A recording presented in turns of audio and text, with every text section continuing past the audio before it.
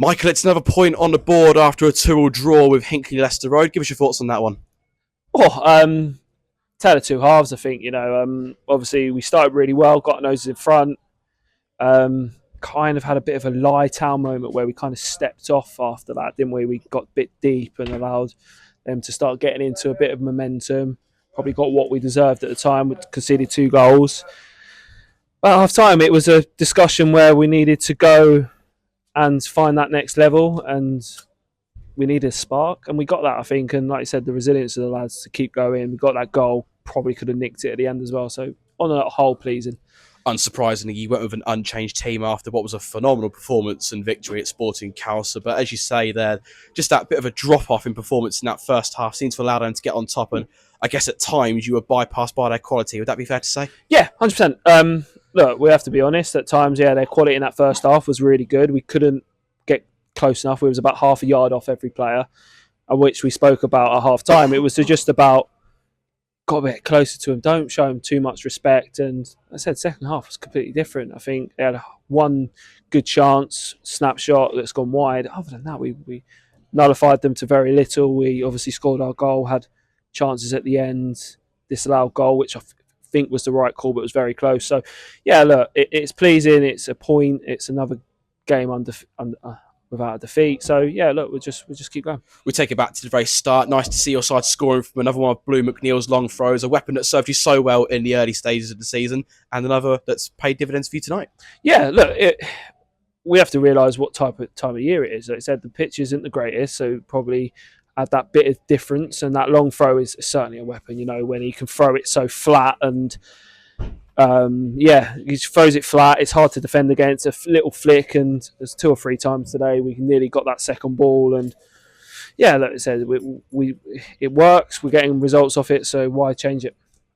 I guess it was a prolonged spell that they had after that first goal went in, although their goals did go in a little 5-minute cluster. What can you offer as perhaps an explanation for those 2 goals?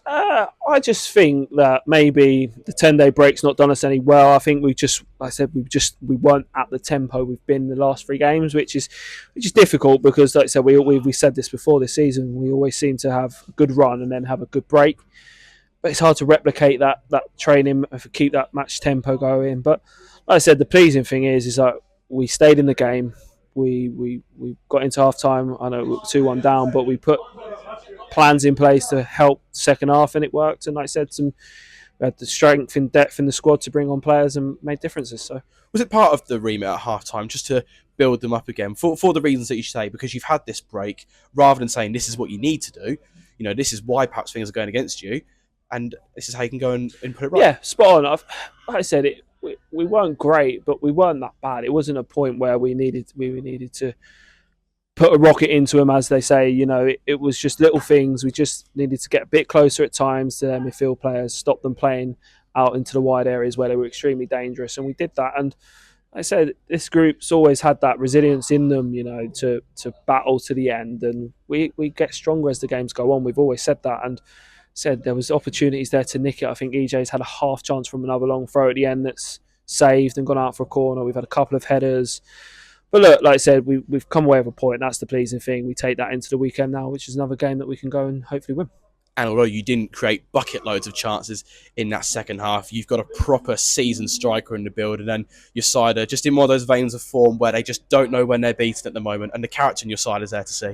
Yeah, that's what you've got to have, that character within the group. When times get tough, and we've had tough times, and they've stuck together, they've battled, they carried on going, and they knew that they'd changed the fortunes. I said we brought in some fresh faces. David, been outstanding since he's come in the door. You've brought in Marcel, who another player that's going strength to strength. Isaac's back now from his illness as well last week, and he really grew into that second half, getting him on the ball. But like I said, when you've got a goal scorer like Burrows in there that just knows where especially the first goal, he knew where it turn, swivel, hit. And then the second goal, the composure just to put the ball in the net. Like you said, it's a difference maker for us. It gives you a bit more confidence going forward as a group. When you're putting your ball in the right area, someone's going to be on the end of it. Just a couple of squad-related questions. Firstly, on your 2 MK Dons loanees, Marcel Gazinski and Isaac Olale, I believe the expiry for their loan is coming up soon. Is that something you're planning to extend? Yeah, so they're actually it ended after the Sport and Council game. So we've extended that now. So that's now been extended, which is brilliant. Both boys come in and be a real difference, real fresh in their faces. So yeah, look, it was a no-brainer, especially Mars has been played a lot of minutes being in here, and I think he's made a difference going forward. You know, that composure he's got, that clever brain and bringing players in, and a bit of quality as well. So yeah, really good that we've got them over the line, and looking forward to working with them. Is there another month on that, or is that end I of think season? yeah, it's currently I believe end of the season. So yeah, look, but obviously anything goes on, they can be recalled. You know what these clubs are like, so we have to respect that. But look, while they're here, they're our boys. They're part of this group. They're going to make a massive difference going forward, and we'll welcome him in. And I just wanted to ask about Dominic Vosowski again, because we spoke about him at Bugbrook. He was obviously ill at the time. Is there any other update on him that you can No, provide? not at the moment. Like I said, it's Dom's gone quiet on us. We don't really know where he's at. So for us, we focus on the boys that are here in the building, that are turning up every session that we put on and every match. So for that, yeah, we don't know where that's going at the moment. So, but like I said, we'll focus on the boys that are in the building. And how pleased are you with the squad that you've got? It's not massively different to the side, if any different to the side that went on that 10-game winless run, but you've now taken 10 points from the last 12 available. Yeah, I think we've been unlucky at times. Like I said, there has been illness, injury, so we've had a small squad. But at the moment, I think there's a real depth to it. Like I said, when you can bring off Tijan at centre half and bring on Chaz, that's probably been one of the best players this season for us, just shows you. And like I said, Cairo coming in after his suspension, another player that's really good at this level going forward. He made a massive difference today. And like I said, you've got Isaac, you've got Ethan. That, like I said, they come on, they change games, and that's what you need at times when things are going a little bit flat, a bit stale. You just need that fresh face, and they've definitely got that. So, like I said, we're pleased at where we're at. We went through some tough times, but that's football. But like I said, we always kept faith in that group, and that's what we had to do. And few tweaks, few additions, said it just made all the difference. And on to the weekend, it's Boldmere St Michael's away, a side that you beat here at Hayden Road earlier in the season. But this time, of course, you're going away from home onto their artificial pitch, and it's the start of what's going to be a very busy period. 7 games to come in March. Yeah, look, but this is what you want, isn't it? When you're on a good, rich vein of form like we are, you want them games to keep bouncing. It's difficult when you have your breaks, but look, nothing changes for us. We'll be back on the training pitch Thursday. We'll be talking amongst the staff tomorrow, I'm sure, and so we'll be looking at that footage we get and what we can do to go and help them. And like I said, we've got players that will go on to that Astro and they'll come into their own, you know, and we can cause a lot of problems for them. And I'm sure they'll cause us problems. But look, when we're in this form, you've got to be positive, go forward, and just go and win the games now. Adam, well done on another point here this evening after a 2-2 draw with Hinckley. Just give us your perspective from the goalkeeping position. I thought started the game really bright, but then we seemed to stop doing the basics, what we've been doing really well recently in the last 3 games, which, to be fair, they actually popped it around quite well on that pitch, which teams will struggle week in, week out on that. And we just let them back into the game, unfortunately. I will be honest, from my view, the pen was very soft, / he was quite clever in what he did.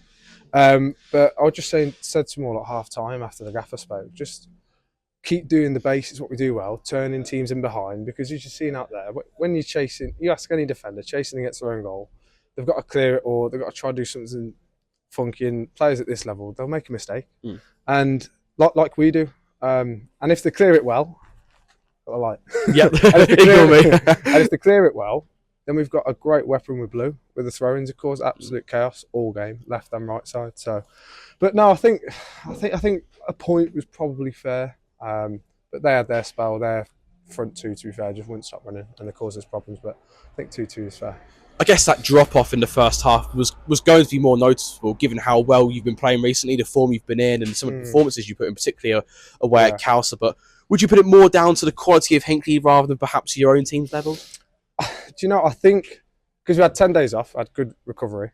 I think because we scored so early, it was a bit like, oh, we've got this. But I could see from my point of view, you're probably going to be shouting on the video. I was just constantly saying, just like, we need to switch on, just do the basics. People weren't talking to each other. Hinckley, to be fair, I think we gave him a bit too much respect at times. Credit to him, though, they played some good stuff, and their left wing was decent, striker was decent, right wing was, they were just all steady players. And their little 10 with a free kick, who tried to shoot every time for some reason. Don't know if that was something against me.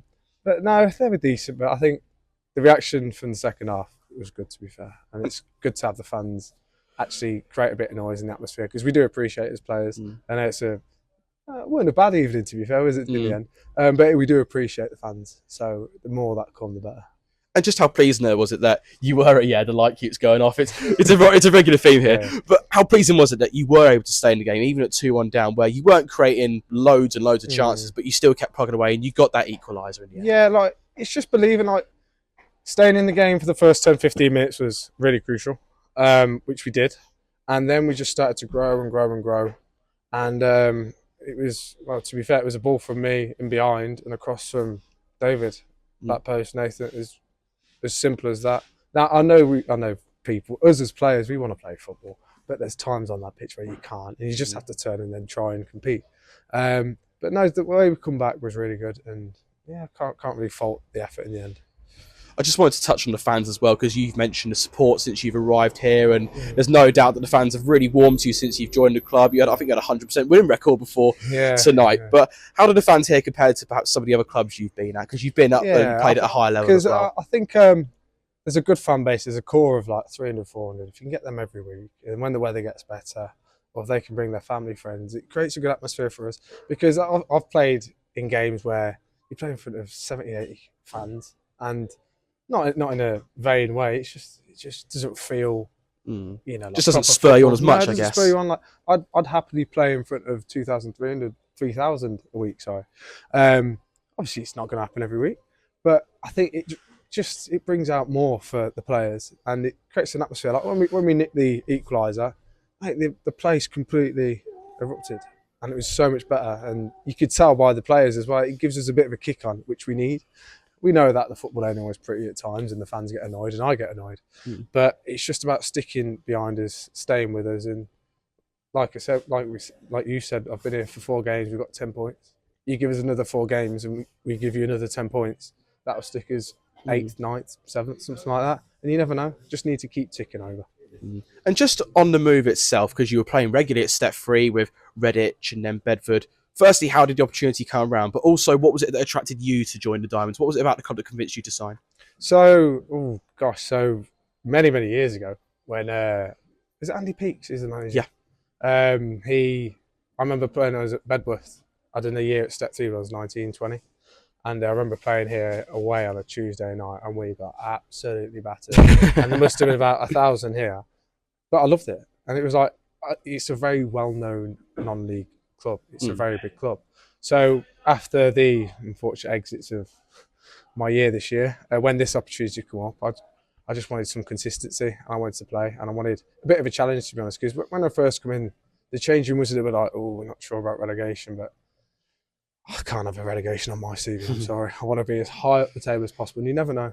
You never know. And I guess moving forward as well, now that survival is almost certain, I'm sure you'll want a few more points just to make it absolutely clear of the bottom 3. But going into next year as well, I'm sure you want to push up that table even more and be involved. And as you say, that will bring the fans in. That'll bring that feel-good factor back again. Yeah, I think the thing is with this league, as long as you do the basics well and everyone's on the same page, anyone can beat anyone, apart from Corn this year.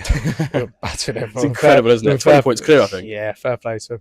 And it's just building that consistency, and a good changing room takes you places. Like last year, I got the playoffs in Step 3, and the changing room was really, really good. And to be fair, the changing room here is good. It's just trying to, when you get that 1 or 2 or 3 wins, it's trying to keep that. Like tonight, we drew, wanted to win, but as long as we didn't lose, it keeps us going on that momentum. It's 4 unbeaten now. We're going to Bournemouth, St Michael's on the weekend looking for 3 points, which is what we need to go for. If we want to, you never know, nick a spot.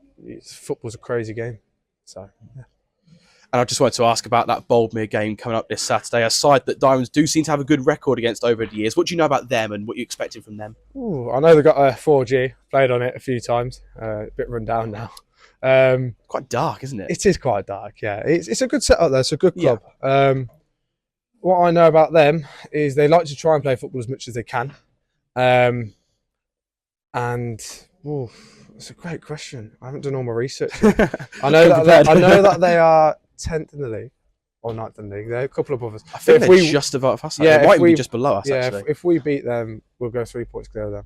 And we'll probably leapfrog another 2 teams, and then we're 9th. But no, I know they like to try and play football, which we do on Astra Reserve. Like Sporting Cowes is a great example. That's the first time we played on Astra. Yeah, it is. Yeah, when I was here, and we played some great stuff. There's a few Astros, but I think that was the first. Yeah, that was the first. Yeah, because we got Bowman, and then we got Coleshill, I think, or something.